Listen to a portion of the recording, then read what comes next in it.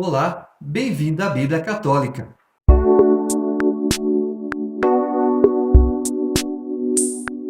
Primeiro livro de Samuel, capítulo 3.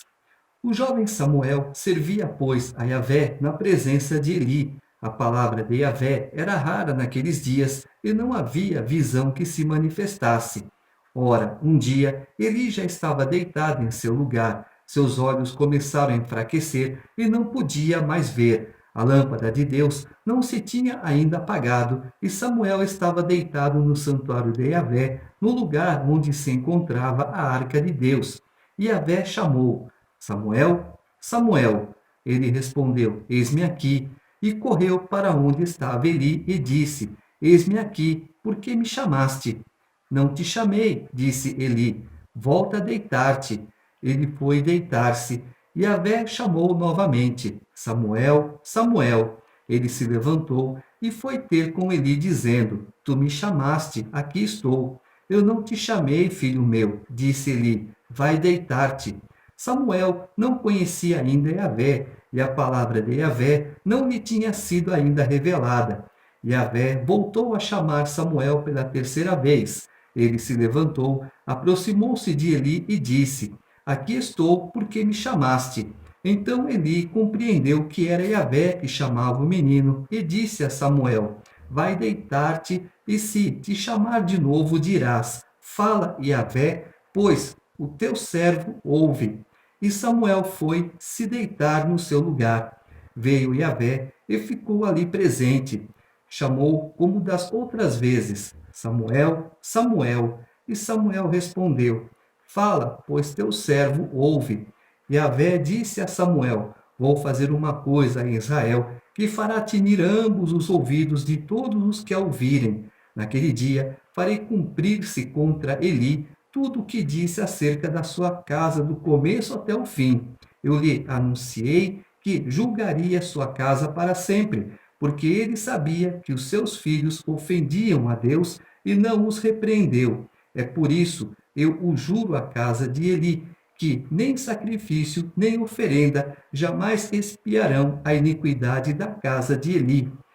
Samuel repousou até de manhã, e então abriu as portas da casa de Yahvé. Samuel temia contar a visão a Eli, mas Eli o chamou e disse: Samuel, meu filho. E ele respondeu: Eis-me aqui. Ele perguntou: Qual foi a palavra que ele te disse? Não me ocultes nada. Que Deus te faça tal coisa e lhe some mais outro tanto, se me esconderes uma só palavra de tudo que ele te disse.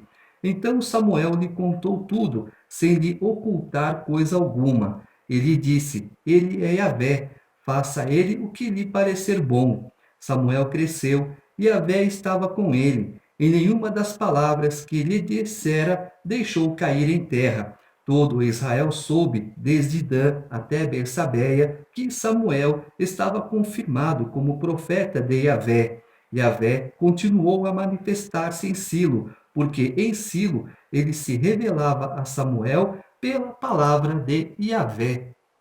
Por muito tempo Deus não falava com as pessoas. Por quê? Porque as pessoas estão longe de Deus, assim como estão longe hoje. Naquela época, longe. Agora não há diferença nenhuma. Cada vez mais longe de Deus. E quer o quê? Que Deus fale? Que Deus se pronuncie? Nunca, jamais. Mas havia uma pessoa ali correta. Quem? Samuel. Samuel, Samuel. Senhor Eli me chamou? Não. Vai deitar. 4 vezes isso aconteceu. Não, olha, se te chamarem, fala: Senhor, eis-me aqui. Fala que o teu servo ouve. Eli estava totalmente fora da presença de Deus. Ana, você está embriagada. Não, eu estou orando a Deus. Olha a cabeça de Eli, totalmente longe da presença de Deus. Capítulo 4. A palavra de Samuel dirigia-se para todo Israel. Ora, Israel saiu ao encontro dos filisteus para o combate. Acamparam perto de Ebenezer, enquanto os filisteus estavam acampados em Afeque. Os filisteus colocaram-se em linha de batalha contra Israel. E no terrível combate, Israel foi vencido pelos filisteus, que mataram por ocasião dessa batalha em campo aberto cerca de 4.000 homens. O povo voltou ao acampamento e os anciãos de Israel disseram: Por que Yahvé hoje permitiu que fôssemos vencidos pelos filisteus? Vamos a Silo buscar a arca da aliança de Yahvé, que venha para o meio de nós e nos salve da mão dos nossos inimigos. O povo mandou homens a Silo e de lá trouxeram a arca da aliança de Yahvé dos exércitos, entronizado entre os querubins. Lá se encontravam os dois filhos de Eli, Ofne e Finéias, com a arca da aliança de Deus. Quando a arca da aliança de Yahvé chegou ao acampamento, todo Israel lançou um forte brado a ponto de tremer a terra. Os filisteus ouviram o barulho do brado e disseram: Que significa esse forte brado no acampamento dos hebreus? E souberam que a arca de Yahvé tinha chegado ao acampamento. Então os filisteus se encheram de medo, porque diziam: Deus veio ao acampamento. E diziam: Ai de nós, porque tal coisa nunca aconteceu antes. Ai de nós, quem nos livrará das mãos desse Deus poderoso? Foi ele que afligiu o Egito com toda espécie de pragas no deserto. Sede fortes, filisteus, e age como homens, para que não vos torneis seus escravos, como eles foram vossos escravos. Agi como homens e lutai. Os filisteus lutaram, Israel foi vencido, e cada um fugiu para a sua tenda. Foi grande a derrota, pois foram mortos 30.000 homens a pé do lado de Israel. A arca de Deus foi tomada, e foram mortos os dois filhos de Eli, Ofne e Finéias. Se Deus é por nós, quem será contra nós? Mas se o próprio Deus é contra nós, quem será a nosso favor? Ninguém. Deus permitiu que Israel fosse vencido. Por quê? Não é porque Deus está ali. Deus está aqui, mas o meu coração está diante de Deus ou está longe de Deus? Há muita diferença. Deus está aqui e o meu coração, o meu pensamento tem que estar com Ele também. Do contrário, nada fará por mim. Então correu um homem de Benjamim, vindo das fileiras, e chegou a Silo no mesmo dia, as vestes rasgadas e a cabeça coberta de terra.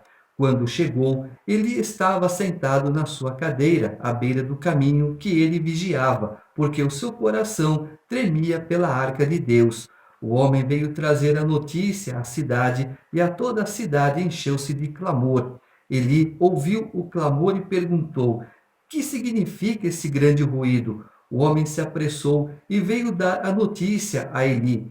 Estava Eli com 98 anos, tinha os olhos parados e não podia mais ver. O homem disse a Eli: Estou chegando das linhas, fugi das fileiras hoje mesmo. Perguntou-lhe Eli: Que aconteceu, meu filho? O mensageiro respondeu: Israel fugiu diante dos filisteus, e foi grande a derrota para o povo. Os teus dois filhos, Ofne e Finéias, foram mortos, e a arca de Deus foi tomada. A menção da arca de Deus, Eli caiu da cadeira para trás, contra uma parede da porta, quebrou o pescoço e morreu, porque o homem era já velho e pesado. Ele tinha julgado Israel durante 40 anos.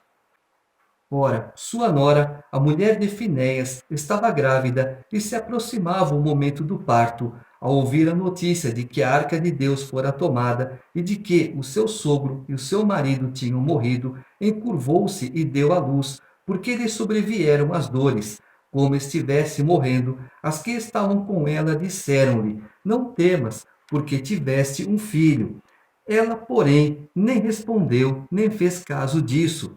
Ela deu ao filho o nome de Icabô, dizendo: Foi exilada a glória de Israel, aludindo ao fato de a arca de Deus ter sido tomada e por causa de seu sogro e de seu marido.